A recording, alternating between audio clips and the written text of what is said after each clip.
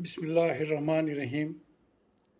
My name is Yusuf Nalwala, and I am the owner of a trading company and a construction company in Oman, which is of a decent size and perhaps equally decent in its respectability and reliability.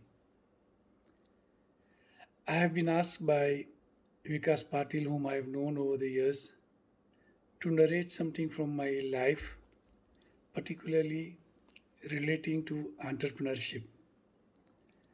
I am born in a middle class family, and I was surrounded with my brothers and my father.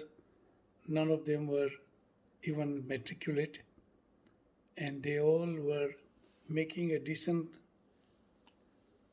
living through business routes. So I have also gone through several stages and various kind of businesses with all kinds of experiences.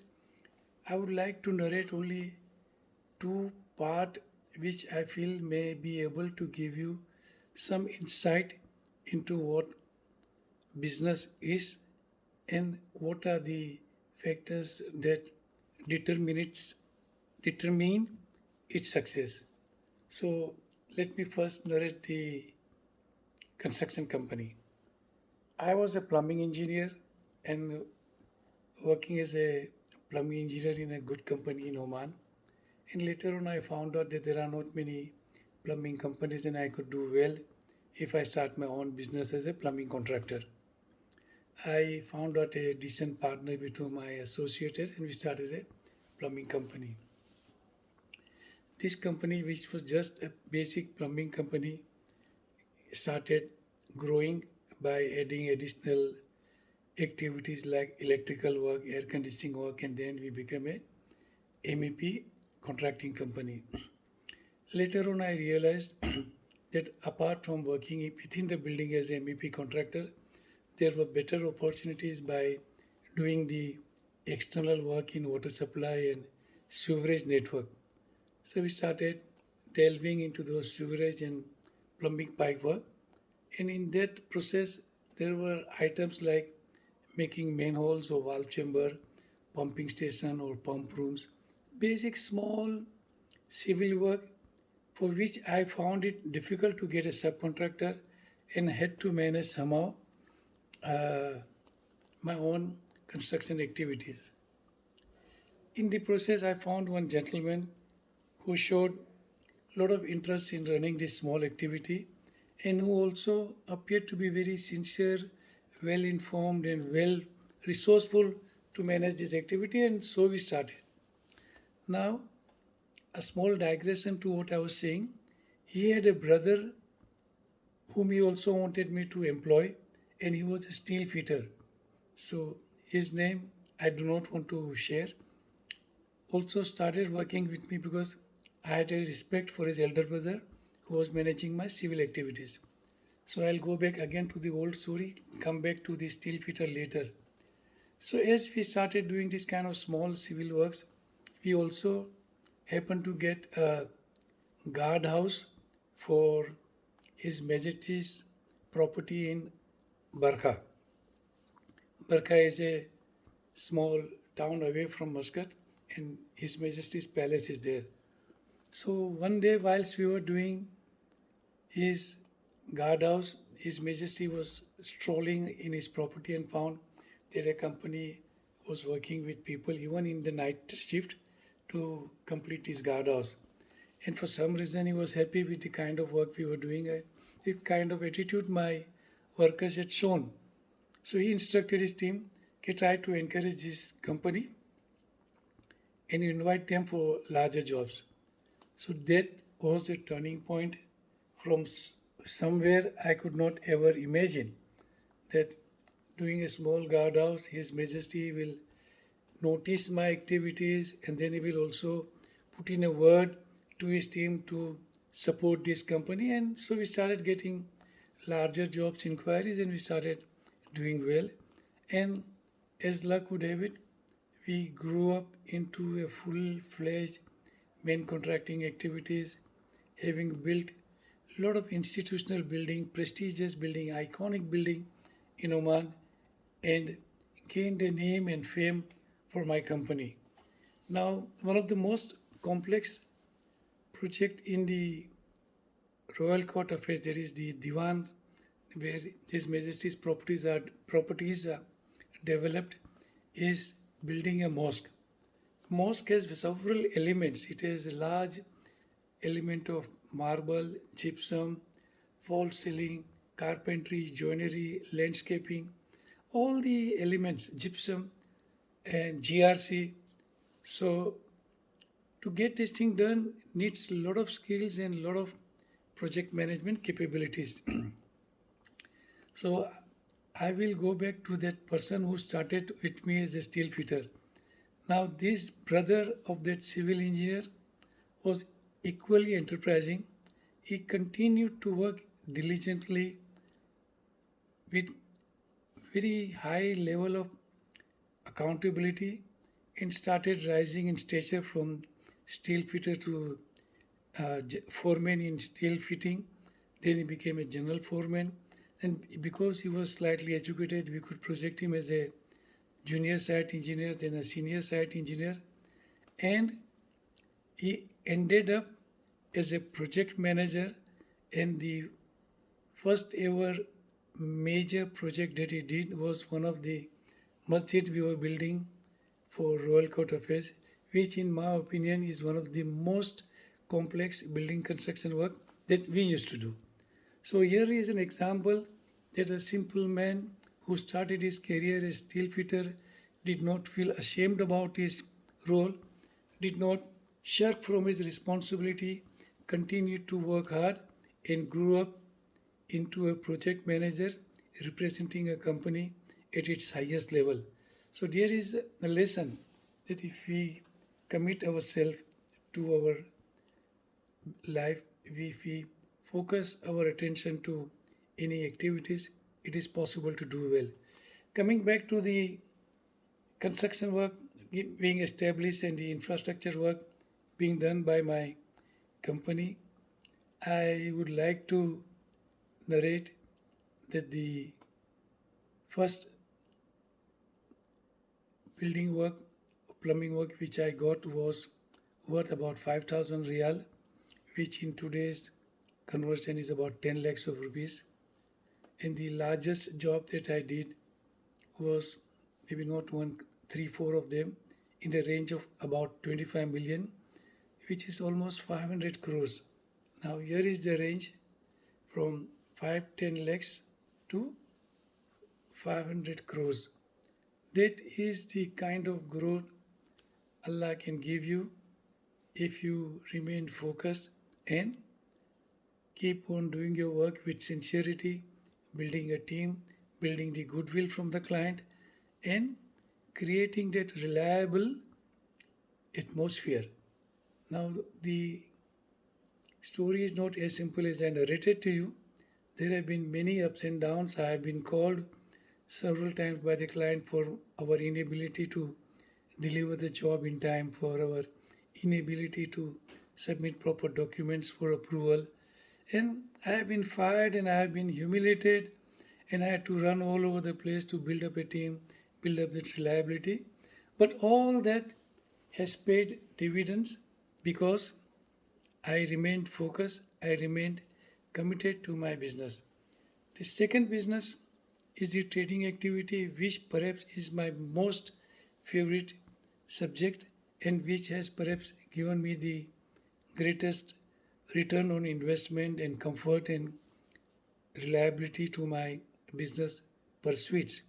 It was a trading of rebar, this steel bar that we get in construction industry. A friend who was in trouble and needed some job came to me saying, Isubai, give me a chance to work with your company and I will see that your company will benefit from my experience in understanding. And I knew he used to bring material from Dubai and sell to other small dealers and make a living out of that. And knowing his integrity and knowing his real situation in life, I gave him the opportunity. And he started training my purchase team as to from where they should buy normal materials so that we got cost effective solutions. One day he comes and tells me, Subhai, this normal purchase is going on and my presence is not so critical. If you allow me, we can bring steel from Dubai on cash purchase and then I will be able to sell it during the period to very small contractors and traders with a decent profit. And against some kind of resistance in my own thoughts, okay, where do we enter into a trading activity of a small value? But understanding the seriousness of this person, I started and we started bringing 50 tons of steel in a truck and would sell them in the market, and after it was sold by another truck. So what started with 50 ton multiplied into various folds. I do not want to how it grew, but at one stage in 2013-14 we used to peak the sale to 32,000 tons per month. 50 tons to 32,000 tons. This was over a period of 7-8 years, or maybe maximum 8 years, not more. But before we went to 31,000 tons, I must also narrate to you another incident that in 2008 the steel prices were rising by not by days but by hours. So in 2008 our steel sale was happening like this. You bring steel today and it's sold by the evening. And people would come with hard cash and say, please keep our booking, we'll buy the steel when it comes. Incidentally, steel was not available in Oman and we had to import it from Turkey to do this transaction. Now, this 2008 was such a booming period that I continued making profit every day, and a stage came that by the month of July or something, my profit was almost 4 million rial. 4 million rial is in equivalent of 80 crores, and that is the profit. And I want you to realize that prior to that, my profit was maybe 500,000 per year, which is about 10 crores per year. It went into 40, 80 crores in 8 months. But I had not changed my lifestyle. Not only did I change my lifestyle, no one in my family knew what I was going through, what kind of money I was making.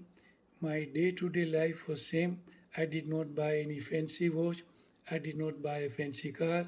I did not shift to another beautiful house. The life was maintained in the same style, which I accept was a decent lifestyle. It was not a lifestyle of hardship. So in August, when our purchases were at about $1,500 per ton, the prices started falling and it started crashing so intensely that within a matter of 3 to 4 weeks, what was at $1,500 became $500 per ton. And I was carrying at that stage 30,000 tons of steel. So all that I had made in first 7-8 months was not only lost, but twice the amount was lost by me in the remaining 4-5 months. Now imagine if I had started changing my lifestyle and started bragging about what money I was making in steel industry, would have given me what kind of an image and how people would have humiliated or ridiculed me during that lean period of August, September to December 2008. But there, my partner, who was a Gujarati gentleman, Mr. Kiran Asher, came to my rescue. He tried to shift the losses to his Dubai company, whose accounting year was April to March against our accounting year from January to December. So some of the damages that we had sustained was shifted to another year, and then we started gradually building up the business. So at that stage where I had lost almost everything or beyond what I had earned, I had to liquidate 30,000 ton of steel in market, and this is what changed my outlook to business, outlook to understanding the Allah's blessings and how things can get changed. It was not easy selling 30,000 tons when my sale was in the region of 1 or 2,000 tons a month. So I had to build up a network, I had to open more branches, and I started gradually liquidating this material to create the cash that I had to pay back to the bank. But in the process, I got a new dimension, new business model on how to promote steel in the market. And as I mentioned earlier, that I could at one stage sell 30,000 tons a month. So in this phase, there are two things I want to understand. It was not easy. Having lost 8 million real in 2 3 months is not an easy thing to forget or overlook. I could not sleep for several nights, but I continued my pursuits. I kept on meeting people. I kept on working on gradually liquidating things, and I could sail over the difficulty. Similarly, in the construction work, I helped a man to become a civil engineer and in charge of my construction activity that enabled me to build a large construction business. And in that business also, there's a one quick small story. We were doing a joint venture with a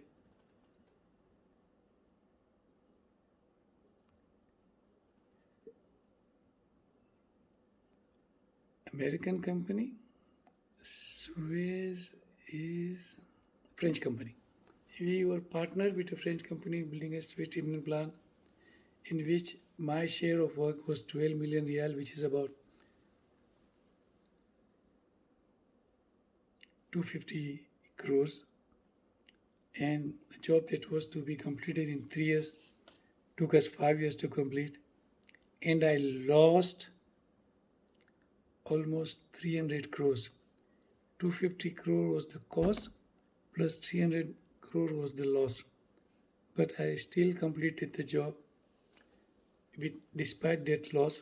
And you can imagine what I must have gone through when I used to see that kind of a deep hole in front of me.